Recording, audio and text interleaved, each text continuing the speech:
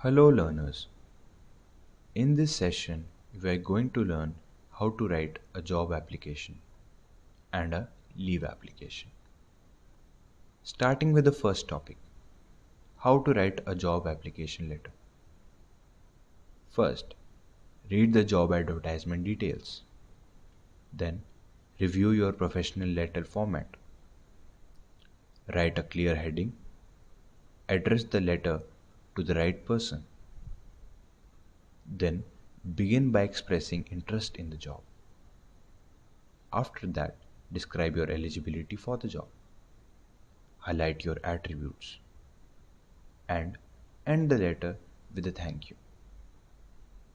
Now moving to the other topic, how to write a leave application. Starting with greeting or addressing to the concerned person. Then the subject line, reason for leave. Number of leaves required is must. Details of your work compensation. Your contact information.